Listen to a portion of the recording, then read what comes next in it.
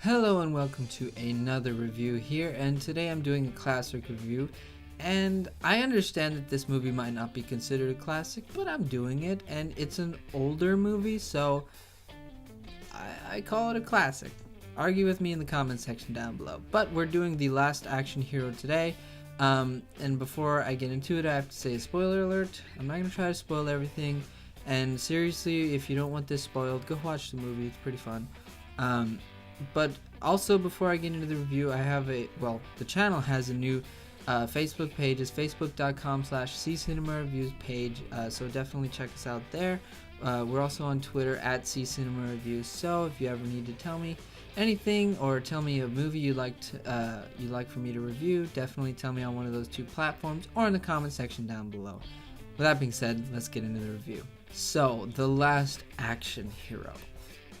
Is it good, and more importantly, well, to me at least, did I like it? It's a big fat yes on both.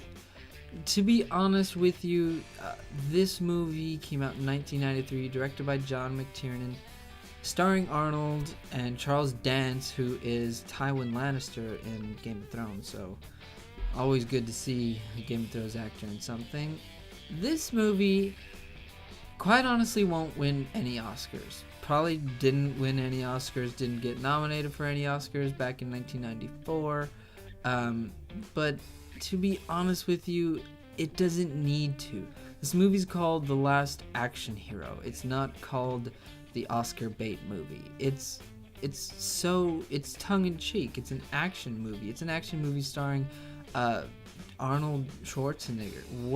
What do you want from me? Like, this movie to me is one of the best quote-unquote 80s movies. It is a 90s movie, but it seems so reminiscent of the 80s movies that it works on every level. From the story, where you have a kid, which every 80s movie seemed to have a kid in it somewhere as a main character. You have a kid who, played by Austin O'Brien, who's really awesome. Danny gets a golden ticket, finds Jack Slater, which is Arnold's. It's a fictional character, a fictional movie franchise that he had in this kid's world, where Jack Slater 1, 2, 3, 4. He was going to see 4.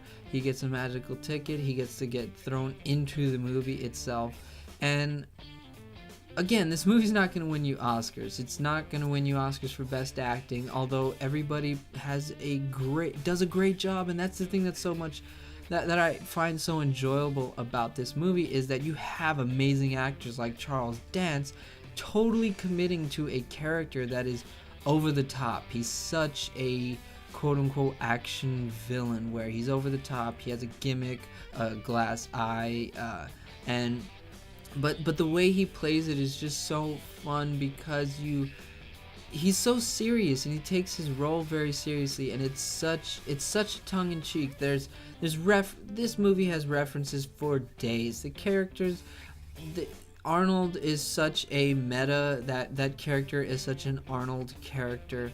You have the kid who goes into the movie and references a bunch of other movies. You see, the kid takes Jack Slater, when he goes into the movie, he takes Jack Slater to a video hut, like a Blockbuster, and he shows him Terminator 2, and it's Sylvester Stallone as the Terminator, and it's such a tongue-in-cheek. It's so meta. I love it. The humor in this, the humor is so good. There are times where it's very tongue-in-cheek, where it can be very campy, but there are other times where it totally it doesn't pull a 360, but like Arnold pulls a taxi cab or a driver out of his taxi, and he's like, you know those movies where they say I'm your worst nightmare? He's like, well, this isn't one of, I'm not like that. Rubber baby buggy bumper. And that's rubber baby buggy bumper. That's what he says. And it's so funny, because you would never, in any other action movie, you would never get a moment where your main hero, your big buff dude, would say something like rubber baby buggy bumper. That's not what you get.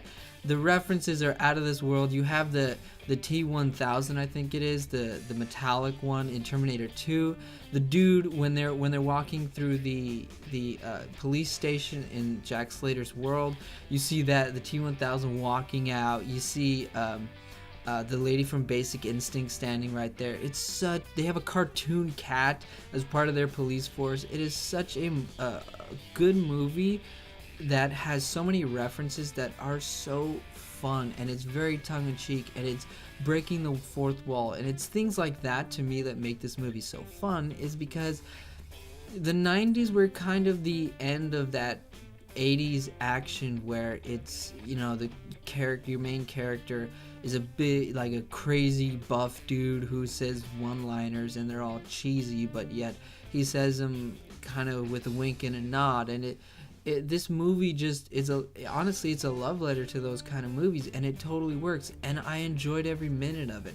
The music, you guys, another great part of this movie is the music. They have the rock, the 80s rock that is in a lot of those kinds of movies where it's where you have the big action sequence, and then you hear that come on. And Austin O'Brien's character of Danny, when those riffs on the guitar come on, he's like, yep, 80s action, or 80s rock, that's how it is, that's how it's supposed to be, that's what's supposed to happen during this scene. And you have him just constantly making references like, hey, you were in Terminator, like Sylvester, that you weren't in that in the real world, you are that character. And it's just such a meta movie about an action hero, but a kid meeting his action hero, and you see how potentially their life in their world, in the movie world, isn't as good as it could be. And that's something that's really cool too. It not only has that awesome, amazing action where the hero can't die and he just does crazy stuff, like tear the door off of a car, but you also have the realistic parts where his ex-wife, who he tells everybody that keeps calling, that supposedly keeps calling him at the police station, he pays somebody to call him so that it seems like he actually has a life outside of his police work. It's very tongue-in-cheek, it's very wink and nod, but it can be very realistic at the same time. And to be honest, you guys, Charles Dance as Benedict is so good. You thought he was amazing as Tywin. This character, honestly, I might like this character of Benedict more than Tywin Lannister from Game of Thrones, because he brings the same seriousness, he brings the same level of respect that he commands on screen, and his performance is that very commanding British posh villain. But in this one, he has a glass eye that he changes out. He does it with such a level of integrity that even though he is in this kind of a 80s action tongue-in-cheek movie, I still like that character, and I like the way when he gets the golden ticket, the ticket that Danny had, he steals it from him, and he sees that he can go through the wall and go into the real world. He turns to the camera, and you have the Twilight Zone music. The Twilight Zone music comes on, and he just turns to the camera, looks straight at the camera, and you hear the guy, "You're traveling to another dimension." It's so good, and the way that Charles Dance just turns, looks at the camera, stares as the music happens, as the guy says the line.